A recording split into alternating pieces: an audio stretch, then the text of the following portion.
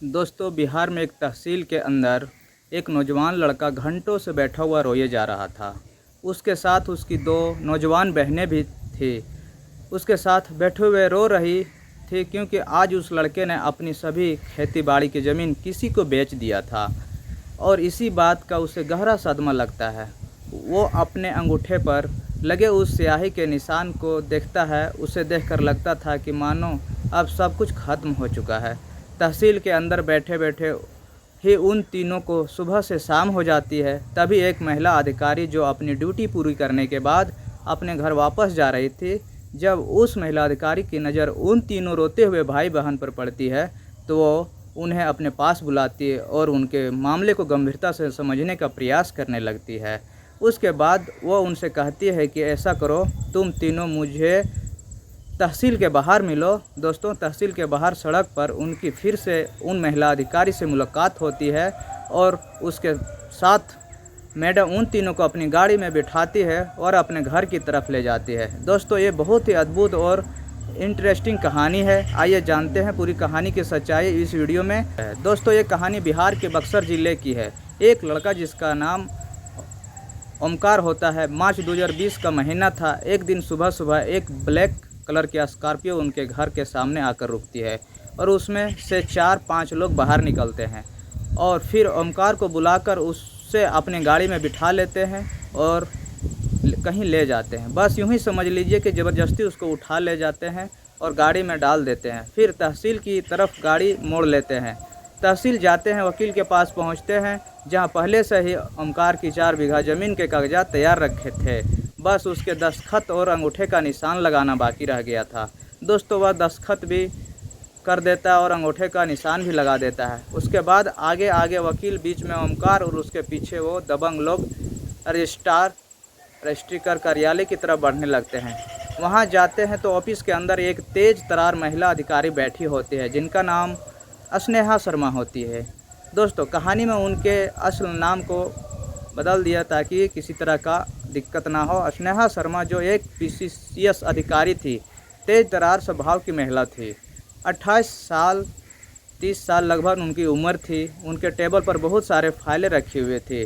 अब जब उनका नंबर आता है तो ओमकार को अकेले ही अंदर बुलाया जाता है और स्नेहा ओमकार की तरफ देखती है और पूछती है कि बताइए क्या हालचाल है। ओमकार जी, आप अपनी ज़मीन क्यों बेच रहे हो? तो ओमकार कहता है, मैडम कुछ दिक्कत परेशानियां चल रही है। तो स्नेहा शर्मा उससे कहती है कि ज़रा मुझे भी बताओ क्या परेशानियां हैं। तो ओमकार कहता है कि मैडम सैकड़ों परेशानियां हैं, अब मैं आपको क्या ही बताऊं। तो मैडम कहती है कि क्या ये ज़मीन बेच देने के बाद तुम्हारी परेशानियां ख़त्म हो जाएगी? क्या तुम्हें इस ज़मीन के सारे पैसे मिल चुके हैं? तो ओमकार कहता है, जी हाँ मैडम, मुझे मेरी ज़मीनों का सभी पैसा मिल चुका है, एक भी रुपया उधार यार बाकी नहीं है। फिर वह उसके चेहरे को गौर से देखती है तो उसके आंखों में आंसू भरे हुए थे। मैडम उससे आंखों में इशारा करते हुए पूछती है कि क्या बात है, क्या हुआ? दोस्तों, वो कोई जवाब नहीं दे पाता। 2-4 बाद बूंद आंसू उनकी आंखों से टपक जाते हैं। उसके बाद कहता है कि मैडम कोई बात नहीं, बस ऐसे ही मेरी आंखें भर आई है।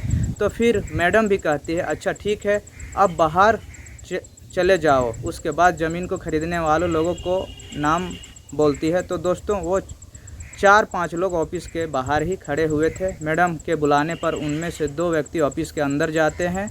मैडम उनकी तरफ देखती है और भली भांति पहचान जाती है क्योंकि वो अक्सर 2 महीने में किसी न किसी आदमी की रजिस्ट्री कराने के लिए ही आते जाते रहते थे। पिछले 6 महीने में उनकी ये 10वीं या 11वीं रजिस्ट्री थी। वो जब मैडम के सामने जाते हैं तो मैडम उन्हें पहचान लेती है और मैडम बोलती है कि सर कैसे हो आप और कितनी ज़मीन आप नाम करा रहे हो? वो बोलते हैं ज़मीन करा रहे हो किनके पास? ओमकार बेचना चाहता है, वहीं ले रहा है और उसी ज़्यादा उसके पास कुछ भी नहीं है। इतना कहकर वो मुस्कुराने लगता है। मैडम उसकी तरफ देखती है और फिर कहती है, क्या आप लोगों ने उन्हें ज़मीन का सभी पैसा दे दिया है? तो वो लोग कहते हैं, हाँ मैडम, हम सभी पैसा उसे दे चुके हैं। फिर वो कहती है कि कुछ पैसे उधार या बकाया तो नहीं रखा है? कैसे कैसे आपने पैसा उन्हें दिया है, मुझे बताओ। तो वो लोग कहते हैं कि मैडम अगर कायदे से देखा जाए तो अभी हमारा एक ही उसका तरफ पैसा निकल रहा है, उल्टा हमारा ही पैसा उन पर उधार है। वो कहती है अच्छा ठीक है, अब आप बाहर जाकर बैठ जाइए। फिर वह अपने सिग्नेचर करती है और उस फाइल को आगे बढ़ा देती है। जो उनके सहकर्मी बैठे होते हैं, टाइपराइटर लोग, उनके पास फाइल को टाइप करने के लिए भिजवा देती है। अब जैसे ही ये रजिस्ट्री पक्की हो जाती है, बेनमा उनके नाम आ जाता है, तो सभी लोग वहाँ जश्न मनाने लगते हैं, तहसील से बाहर आ जाते हैं और मिठाइयाँ खरीदते हैं, एक दूसरे का मुंह मीठा कराने लगते हैं। और उसके बाद कुछ देर हल्ला मचाने के बाद अपनी गाड़ी में बैठकर अपने घर वापस चले जाते हैं। और इधर जो ओमकार होता है वह कार्यालय से बाहर आता है और तहसील के अंदर ही काफ़ी सारे पेड़ लगे हुए थे, वहीं एक पेड़ नीचे बैठकर रोने लगता है, वहीं पर आंसू बहाने लगता है, सिसक सिसक कर रोने लगता है। वो सोच रहा था उसका तो अब सब कुछ लूट चुका है, सभी कुछ खत्म हो गया है, अब वो अपने घर जाए तो कैसे जाए। अब उन्होंने अपनी ज़मीन अपने नाम कराई थी। वह गांव वाले पहुंचते हैं, खूब शोर शराबा मचाने लगते हैं। सभी गांव को पता चल जाता है कि आज उन्होंने ओमकार की ज़मीन को अपने नाम करा लिया है। तो जो ओमकार की दो बहनें होती है वो भी देख रही थी कि ये लोग आ गए, लेकिन हमारा भाई अभी तक वापस क्यों नहीं आया है। अब उन दोनों की चिंता बढ़ जाती है, क्योंकि उनका भाई 3-4 दिन पहले ही बहुत ज़्यादा डिप्रेशन में था। उसकी बहनों को जब यह पता चला कि ये हमारे भाई को ज़मीन अपने नाम करवाने के लिए ले जा रहे हैं, तो वे दोनों भी भाई के साथ जाना चाहती थी, लेकिन वो उसे गाड़ी में डालकर नहीं ले गए और वह दोनों वहीं रह गए। अब उन्हें अपने भाई की टेंशन ज़्यादा ही होने लगी थी, तो वह गांव से बाहर जाती है और एक टेम्पो या रिक्शा पकड़कर तहसील पहुंच जाती है। ओमकार पेड़ के नीचे वैसे ही बैठा हुआ कुछ सोच रहा था, आँख से उनके आंसू टपक रहे थे। दोनों अपने भाई को देखती है और उसके पास जाकर उसे बोलते भैया पुकारती है, और ओमकार अपनी बहनों को देखकर फूट फूट कर रोने लगता है। वो दोनों ने भी उसके पास बैठ जाती है और रोने लगती है, फिर दिलासा देती है, चुप कराती है, लेकिन उसकी ये हालत देखकर उन दोनों बहनों की आंखों में भी आंसू आ जाते हैं और वो भी फपक फपक कर रोने लगती है। दोनों तीनों बहुत रोने लगती है। दोस्तों, शाम तो हो चुकी थी, अब तहसील में कुछ ज़्यादा लोग नहीं बचे थे। जो भी थोड़े बहुत व्यक्ति उन्हें रोता देखते थे उनके पास आते और पूछते कि क्या हुआ, क्यों तुम लोग रोए जा रहे हो। तो दोनों बहनें बातचीत करते हुए कहती है कि कोई बात नहीं, बस हमारी कुछ ज़मीन बिक चुकी है, उसी का हमें दुख है, इसलिए रोना आ रहा है। अब उनकी बातों को सुनकर सभी लोग वापस कहते हुए चले जाते हैं कि ऐसे तो यहाँ रोज़ाना होता है रहता है। अब उनकी बहनें कहती है कि भैया घर चलो, घर जाने का नाम ही नहीं लेता। वहीं बैठे कुछ समय और बीत जाता है और तहसील भी अब बंद होने लगती है। तभी जो मैडम रजिस्ट्रार होती है स्नेहा, वो अपनी गाड़ी में बैठकर अपने घर को जा रही थी। वो ज़िले में रहती है और ज़िला तहसील से करीब 10-12 किलोमीटर दूर था। वो वहीं अपने घर जा रही थी, तभी उसकी नज़र ओमकार के ऊपर पड़ जाती है। रेड कलर की उसने टी शर्ट पहन रखी थी। वो दूर से ही ओमकार को पहचान लेती है, अपने ड्राइवर से कहती है कि ज़रा गाड़ी को साइड में रोको। ड्राइवर गाड़ी एक तरफ रोक देता है। मैडम ड्राइवर से कहती है कि वो लड़का वहाँ पेड़ के नीचे बैठा है, उसको यहाँ बुला कर ले आओ। दोस्तों, ड्राइवर उसके पास जाता और कहता है कि मैडम आपको बुला रही है। ओमकार सुनता है तो चौंक जाता है। दोस्तों, ड्राइवर के पीछे पीछे उसकी दोनों बहनें भी मैडम के पास आ जाती है। तो मैडम पूछती कि क्या बात है ओमकार, तुम ज़मीन बेचने के बाद क्यों रो रहे हो, क्या हुआ है, क्या तुम्हारे साथ कोई ज़बरदस्ती या बेईमानी हुई है क्या। तो वो लड़कियां बोल पड़ती है, मैडम हाँ मैडम, हमारे भाई से जो ज़मीन लिखाई गई है वह ज़बरदस्ती डरा धमका कर लिखवाई गई है। तो मैडम कहती है अच्छा ठीक है, तुम तीनों मुझे तहसील के बाहर आकर मिलो, मैं बाहर ही रुकती हूँ। दोस्तों, वह अपने ड्राइवर से कहती कि गाड़ी को तहसील के बाहर आधा किलोमीटर दूर लाकर रोक देना। ड्राइवर ऐसा ही करता है। उसके बाद ये तीनों पैदल पैदल 10 मिनट के बाद गाड़ी के पास आ जाते हैं। फिर मैडम खिड़की खोलकर कहती है कि तीनों गाड़ी में बैठ जाओ। दोस्तों, ओमकार ड्राइवर के बराबर में और दोनों बहनें मैडम के पास बैठ जाती है और उसके बाद स्नेहा मैडम उन्हें अपने घर आवास पर ले जाती है। घर पहुंचने के बाद उन्होंने हॉल में बिठाया जाता है। स्नेहा मैडम अपने रूम में चली जाती है और कुछ देर फ्रेश कपड़ा चेंज करने के बाद बाहर आती है और हॉल में ही उनके साथ बैठती है, थोड़ा नाश्ता पानी करती है। उसके बाद मैडम उन्हें चाय नाश्ता कराती है और ख़ुद भी उसके साथ चाय नाश्ता करती है। फिर स्नेहा मैडम उनसे पूछता है कि हाँ तो अब बताओ क्या मामला हुआ है, शुरू से आखिर तक मुझे एक बात बेहिचक बताओ, किसी से डरने की ज़रूरत नहीं है। लेकिन ओमकार कुछ बोल नहीं पाता। लेकिन उसकी एक बहन बोलती है कि मैडम, जो ज़मीन उन्होंने हमसे लिखवाई है वो इस तरह से लिखवाई है कि वो कहते हैं कि हमसे किसी ज़माने में तुम्हारे बाप ने पैसे लिए थे। कहते हैं कि 10 साल पहले पैसे दिए थे। अब तो पापा को भी मरे हुए 3-4 साल हो गए। उनके मरने के बाद ये हमारे भाई को डराने धमकाने लगे और पैसा मांगते हैं। बोलते हैं अभी दे देगा तो सिर्फ ज़मीन से ही कर्जा उतर जाएगा, नहीं तो तुम्हारा घर भी इसमें जाएगा, और अगर और भी देर लगेगा तो हम तेरी बहनों को भी आनी, हमें उल्टा सीधी बातें बोलते हैं। इतना कहकर वो लड़का भी रोने लगता है। मैडम कहती है कि तुम्हारे पिताजी ने उनसे कितने पैसे लिए थे? तो ओमकार कहता है कि मैडम, हमें कुछ मालूम नहीं है, लेकिन वो लोग बताते हैं कि 10 साल पहले 2 लाख रुपया लिया था। 8% के ब्याज पर, वो ब्याज को जोड़कर हम 20-22 लाख रुपये बता रहे हैं, और इसी वजह से उन्होंने हमारी ज़मीनें हड़प ली है और मुझे भी मजबूरन उनको ये ज़मीन देनी पड़ी। तो मैडम कहती है कि तुमने ज़मीन उनके नाम करने के बाद पैसा नहीं लिया है क्या? तो ओमकार कहता है कि नहीं मैडम, उन्होंने कोई पैसा नहीं दिया है। कहते हैं कि जितना पैसा हमारा तेरे सिर पर है, आधी कीमत भी तेरी इस ज़मीन की नहीं है। पैसा तो क्या ही देंगे वो, मुझे तो मारते पीटते हैं। मुझे अपनी बहनों की चिंता थी तो मैंने वो ज़मीन उन्हीं के नाम कर दी। हमारा इस दुनिया में कोई और नहीं है, सिर्फ हम तीनों बहन के सिवाय। हम तीनों ही लोग हैं, और वैसे ही उन लोगों का कोई क्या बिगाड़ सकता है? उनकी जो मर्जी होता है वही करते हैं। पूरे गांव में किसी की हिम्मत नहीं कि उन्हें कोई रोके या टोके। उसे उनकी पसंद आ जाती है, वो ज़मीन वह किसी तरह हासिल कर लेता है। फिर जो रजिस्ट्री मैडम कहती है, अच्छा ठीक है, अब तुम लोग शांत हो जाओ। वो उन्हें गाड़ी में बिठाती है और अपने आवास से थोड़ी दूर एक एसडीएम अधिकारी का वास होता है, उनके पास वहाँ लेकर जाती है। एसडीएम भी एक महिला अधिकारी होती है। स्नेहा शर्मा ने उनसे मिलती है, बातचीत करती है। तीनों भाई बहन मैडम के साथ होते हैं।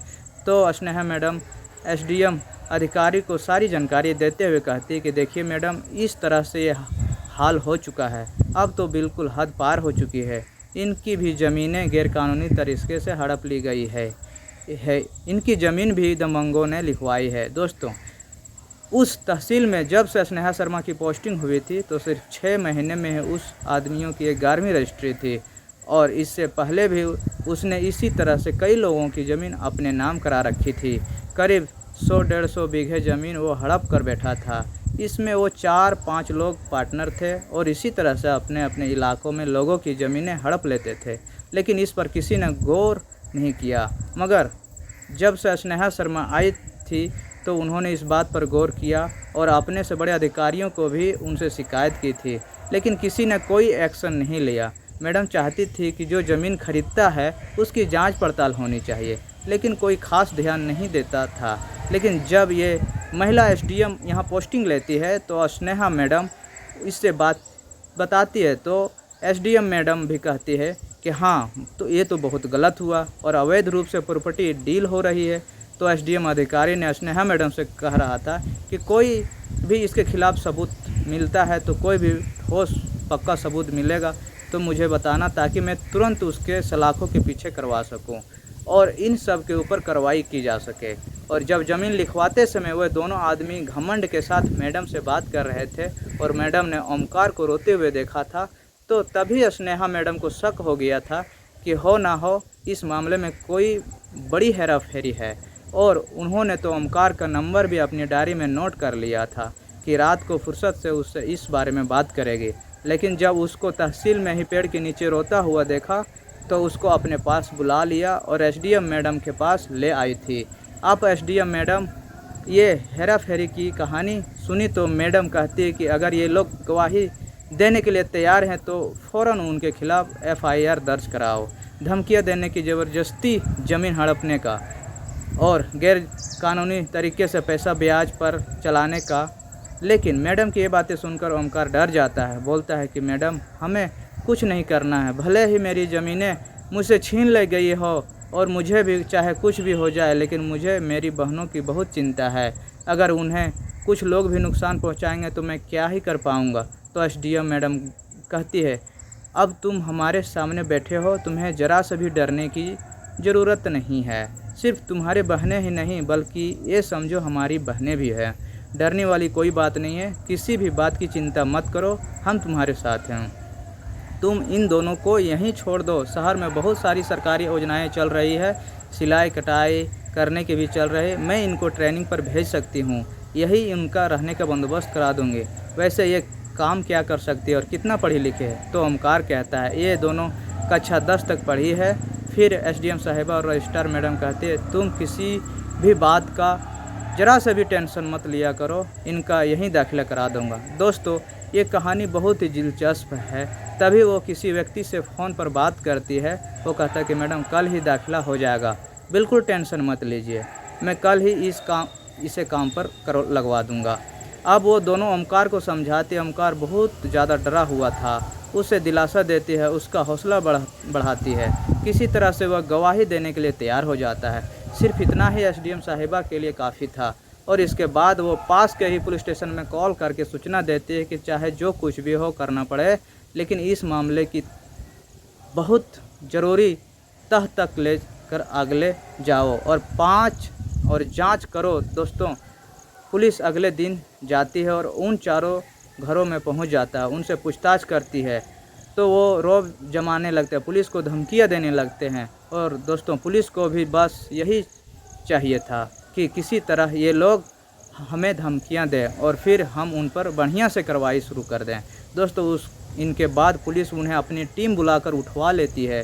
पुलिस को धमकाने के आरोप में, सूदखोरी के आरोप में और कई मामलों में रिपोर्ट लिखकर पहले तो उन्हें जेल में बंद कर देते हैं और फिर बाद में जांच शुरू कर देते हैं।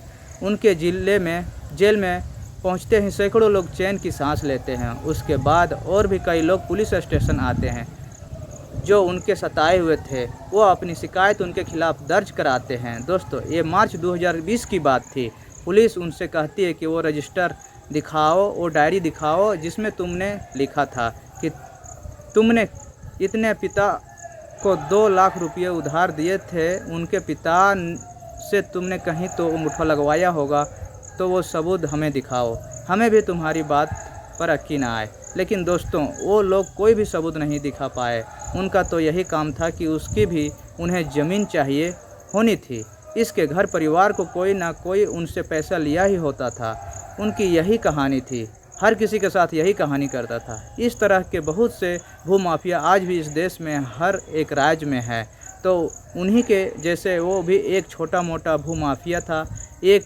उनसे बाद पूरी टीम को हिरासत में ले लिया जाता है और उनके ऊपर मुकदमा चलाया जाता है। और जो ओमकार की बहनें थी, अपनी 6 महीने की कोर्स करने के बाद वहीं शहर में एक कंपनी में काम करने लग जाती है और अपनी लाइफ सेट कर लेती है।